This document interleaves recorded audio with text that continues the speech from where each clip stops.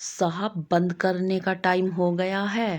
Park के चौकीदार की आवाज ने आज मन बहुत ही बेचैन और उदास था। कल उसकी बातों ने मेरा अतीत याद दिला दिया था। आज उस अतीत ने मुझे उस अकेलेपन का एहसास करवाया। ना जाने क्यों मन उसके क्या नाम था उसका, हाँ, नेहा। नेहा और उसके बेटे के बारे में सोचना चाहता था, लेकिन आंखों के आगे सनी का चेहरा घूमता जा रहा था। मैं अपने बच्चों के लिए बहुत कुछ करना चाहता था, पर समय के भंवर में अपनी जिम्मेदारियों की परवाह न संभाल पाया। मुझे लगा उस बच्चे के लिए कुछ करना चाहिए, उसे संभालना चाहिए। कहीं वह भी सनी की तरह गलत राह पर ना चल दे। जब से आया हूँ, पश्चाताप की आग में जल रहा हूँ। अपने परिवार की देखभाल न कर पाने का यह एहसास पल पल कचोटता है। हर समय यही ख्याल रहा कि किस तरह गुजरे वक्त वो वापस आए और जिम्मेदारी निभाने में हुए चूक को सुधार लूं। रोज शाम होते ही पार्क की ओर चल पड़ता, लेकिन उन दोनों में से कोई भी मुझे ना दिखा। मन उदास होता चला गया। ऐसा लगा जैसे कुछ खो गया हो। हालांकि उनसे मिलकर भी क्या करूंगा, सोच नहीं पा रहा था। पर नेहा को ढूंढ रहा था। ना जाने क्यों उसके बेटे के लिए कुछ करना चाहता था, पर क्या समझ नहीं पा रहा था। 7-8 दिनों बाद पार्क जाकर उनका इंतजार करने का उत्साह और उन्हें ढूंढ पाने की मेरी उम्मीद कम हो गई। पर सांझ होते ही एक बारगी मन को समझाया, बस आज एक बार और, बस आज आखिरी बार। अगर आज भी वो ना मिली तो फिर कभी उसे नहीं ढूंढूंगा। वैसे अगर वह मिल भी गई तो उससे क्या कहूंगा कि मैं आपकी बातें सुन रहा था। फिर क्या? अगर बातें सुन ली तो अब क्या करना चाहता हूँ? मदद? कैसी मदद? कैसे? कुछ भी हो, नहीं सोचा। फिर लेकिन मन ने कहा, बस आज आखिरी बार। पहले वो मिले तो फिर सोचूंगा क्या करना है। पार्क में घुसते ही सामने बेंच पर नेहा को बैठे देखा। मन बिल्लिया उछलने लगा। लगा जैसे खजाना मिल गया। अगर उसने बात की तो, गलत समझा तो मैं उससे कहूंगा क्या? सोचते हुए पार्क का एक चक्कर लगाया। ज्यादा दूर भी जाते न बना। डर था कहीं वह फिर चली गई तो। थोड़ी देर इंतजार किया, कहीं उसकी सहेली तो नहीं आने वाली। मन ही मन बातें करने की रूपरेखा तैयार की और अनंत हिम्मत जुटाकर बेंच के करीब पहुंचा। क्या मैं यहाँ बैठ सकता हूँ जी? संक्षिप्त सा उत्तर देकर वह एक और सरक गई। आप यहाँ अक्सर नहीं आती हैं?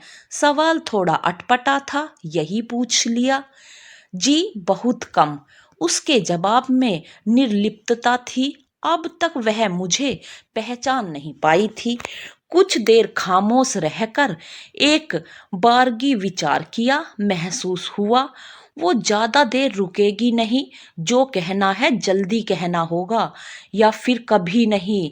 अब उस शाम अंधेरे में उनकी बातें सुनने वाले व्यक्ति के रूप में अपनी पहचान भी उजागर करनी थी और नहीं जानता था वह किस तरह प्रतिक्रिया देगी। उस रात अंधेरे में डरी हुई आंखें अगर आज उजाले में नफरत प्रकट करती तो अचरज की बात ना होती। पर बात तो करनी ही थी। मैंने गला खकार कर साफ किया और कहा, मेरा नाम दीपक सहाय है। मैं एक मल्टीनेशनल कंपनी में सीनियर मैनेजर रह चुका हूँ। किन्हीं कारणों से अभी मैंने नौकरी छोड़ दी है। उसने प्रश्नवाचक निगाहों से मेरी ओर देखा। मेरा परिचय देने का कारण उसे समझ न आया। मैंने फिर कहा, 8-10 दिन पहले आप अपनी सहेली के साथ शाम के समय यहाँ आई थी। माफ कीजिए, पर उस दिन मैंने आपकी बातें सुन ली थी। वह खामोश रही, पर उसके चेहरे पर कई भाव आते जाते रहे। देखिए, मुझे गलत मत समझिएगा, पर मैं उस दिन से आपकी समस्या के बारे में सोच रहा हूँ और मुझे लगता है कि मैं आपकी कुछ मदद कर सकता हूँ। कहकर ये जानने के लिए कि उसकी क्या प्रतिक्रिया है, मैंने विराम लिया। उसे मेरी बातों पर विश्वास हुआ या नहीं, लेकिन उसने थोड़ी सी उत्सुकता दिखाई। कैसे? मैं कुछ कहता उससे पहले ही वो बोल पड़ी, पर क्यों? आप मेरी मदद क्यों करना चाहते हैं? ठीक ही तो है, जिंदगी में इतना बड़ा धोखा खाने के बाद सहज ही किसी पर विश्वास करना मुश्किल है। मैंने संक्षिप्त में उसे अपनी जीवन कथा सुना दी, जिसका सार ये था कि अपने बच्चे के प्रति जिम्मेदारी का निर्वाह न कर पाया, अब प्रायश्चित करना चाहता हूँ। अगर आपकी मदद कर पाया, आपके बेटे की किशोर अवस्था को थोड़ा सा संभाल देकर उसे विद्रोह करने से बचा पाया, तो मन को थोड़ी शांति मिलेगी। आप करना क्या चाहते हैं? मैंने संक्षिप्त में उसे अपनी योजना के बारे में बताया। वह खामोशी से सुनती रही। अपनी बात खत्म करके मैं चुप हो गया और उसके जवाब की प्रतीक्षा करने लगा।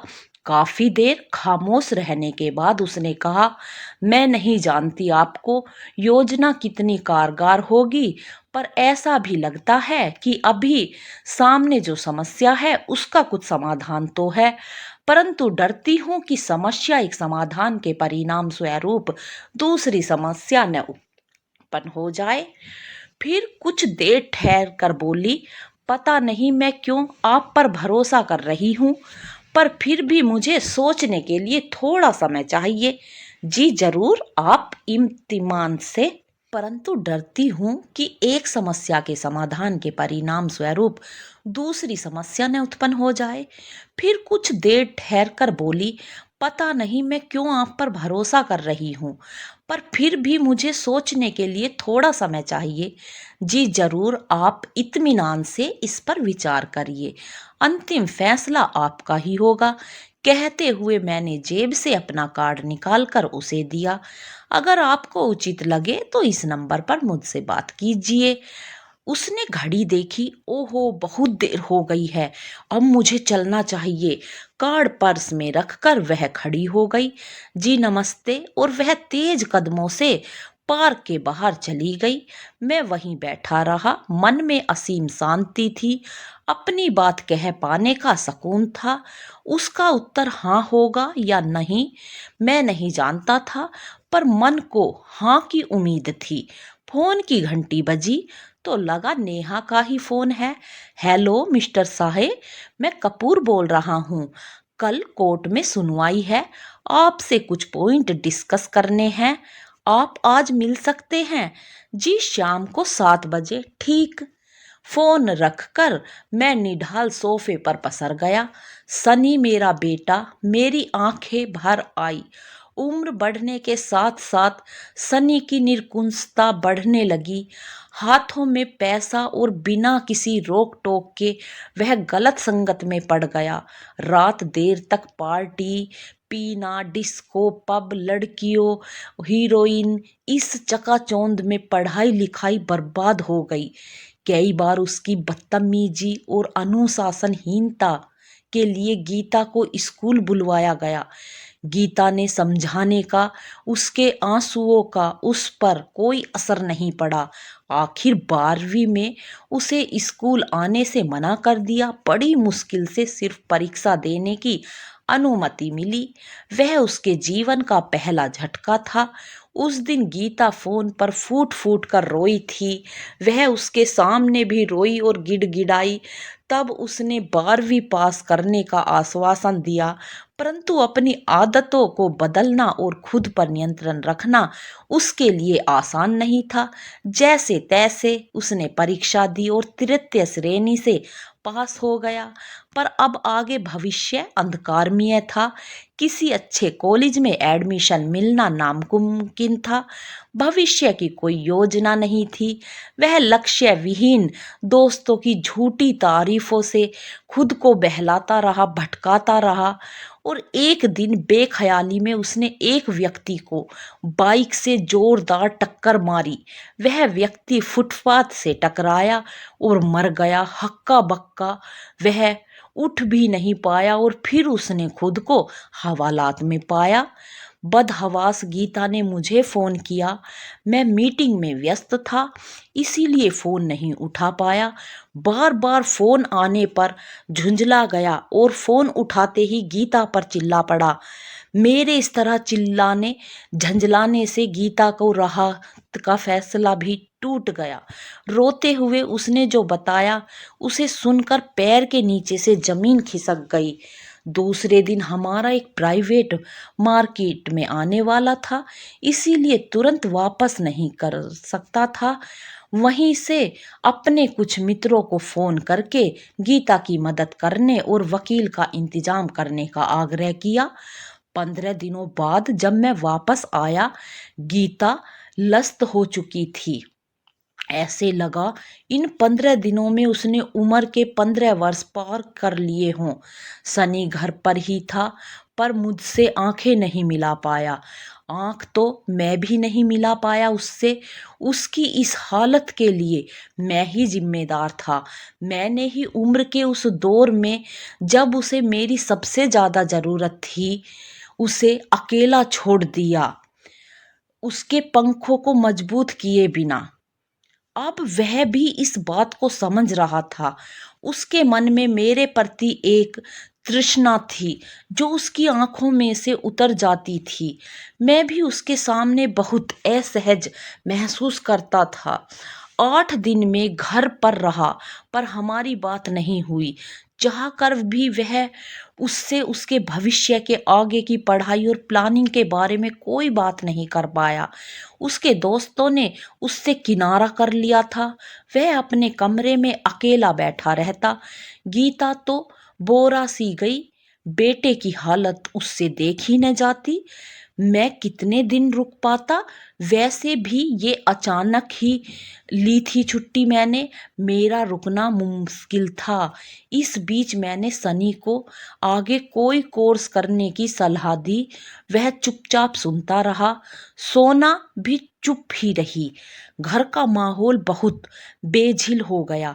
मैंने 5 साल पहले छोड़े गए अपने खुशहाल परिवार की याद करके यहाँ वहाँ होकर अपने आंसू पोंछ लेता। गीता की आंखें तो हमेशा भरी होती और उससे एक प्रश्न डबडबाता रहता, आखिर क्या मिला।